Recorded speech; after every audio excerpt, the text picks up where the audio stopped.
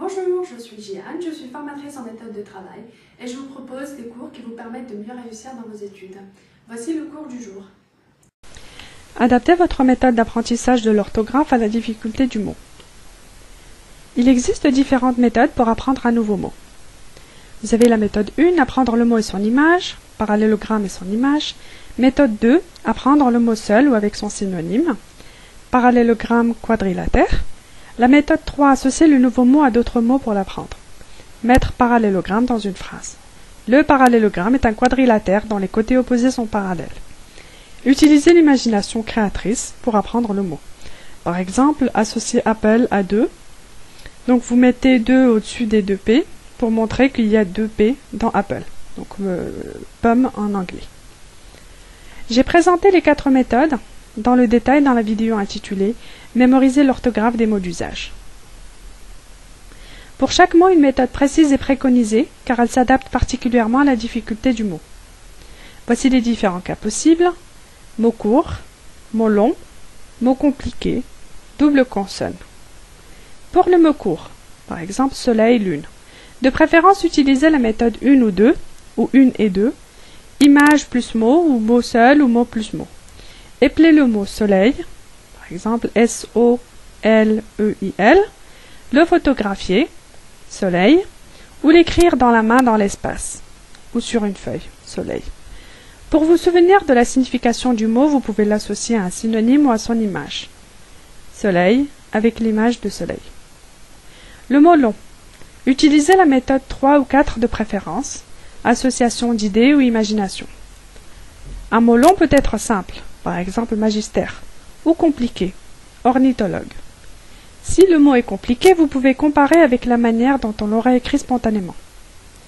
Quelles sont les difficultés des mots compliqués qui vont se présenter à vous?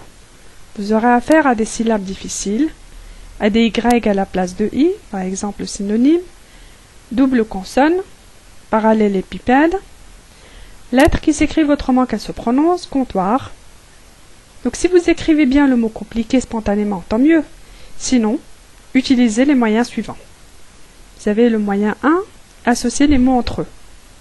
Moyen 2, associer les mots avec les images. Moyen 3, associer les mots et les chiffres. Et moyen 4, se raconter une histoire. Alors, nous allons utiliser la méthode 3 et la méthode 4. Alors, par rapport à la méthode 3, nous avons une association mot-image et association de mots. Pour l'association mot-image, nous allons associer les mots et les chiffres. Pour parallélépipède, nous avons mis 2 au-dessus des 2 L pour montrer qu'il y a 2 L dans parallélépipède. Nous allons associer le mot à son image.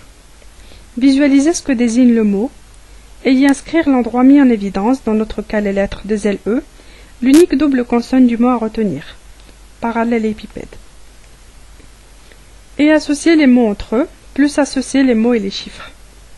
Là par exemple, on a mis parallélépipède, on l'a décomposé en parallèle, épipède, on a mis 2 au-dessus des 2 L pour montrer qu'il y a 2, c'est les seuls 2 L qui se trouvent dans parallélépipède, et épipède pour montrer qu'il y a 3 consonnes.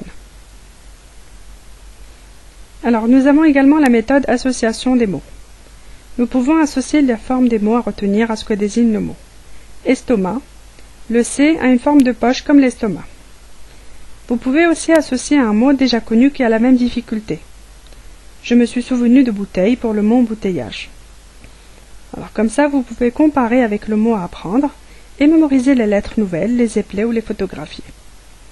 Donc là, nous avons bien séparé en, bouteille, âge. Vous pouvez aussi utiliser la méthode 4, imagination. Vous allez vous raconter une histoire sur la syllabe difficile. Pour nettoyer, je me suis dit que quand on nettoie, on frotte plusieurs fois, c'est pour ça qu'il y a 2 T dans nettoyer. Pour la double consonne, vous pouvez utiliser la méthode 2, ou 3 ou 4, ou ensemble. Pour mémoriser une double consonne, vous pouvez utiliser la méthode 2, celle des mots. Vous allez pour cela visualiser la double consonne, en couleur ou en très gros. Donc parallélépipède. Vous pouvez aussi prononcer mentalement le mot, en insistant sur la double consonne. À tonnerre, j'ai colorié dans ma tête les lettres doubles en bleu et en gros tonnerre et j'ai prononcé plus fort. Vous avez aussi la méthode 3, l'association. Vous allez vous raconter la leçon de grammaire sur l'origine de la double consonne. Et vous pouvez aussi apprendre avec la méthode 4. Vous allez vous raconter une histoire imaginative sur la double consonne. Pour immeuble, je prends les deux M, je les retourne, je les pose l'une sur l'autre, comme pour un immeuble. Je me suis dit que quand on nettoie, on frotte plusieurs fois, c'est pour ça qu'il y a deux T. Apprenez à utiliser d'autres méthodes que celles que vous utilisez d'habitude. Entraînez-vous à utiliser les méthodes 3 et 4. Pourquoi? Parce qu'en utilisant la méthode 4, vous apprenez à faire travailler votre cerveau droit, le cerveau de l'imagination. Et en utilisant la méthode 3, vous apprenez à utiliser votre logique. Pour résumer, il existe différentes méthodes pour apprendre un nouveau mot. Vous avez la méthode 1, apprendre le mot et son image. La méthode 2, apprendre le mot seul ou avec son synonyme. La méthode 3, associer le nouveau mot à d'autres mots pour l'apprendre. Et la méthode 4, utiliser l'imagination créatrice pour apprendre le mot. Vous avez 4 méthodes pour apprendre l'orthographe des mots comme nous venons de voir. Vous pouvez adapter les méthodes selon la difficulté du mot, mot long, double consonne, mot compliqué. J'espère que cette astuce vous permettra de mieux mémoriser l'orthographe des mots d'usage que vous apprendrez à l'avenir.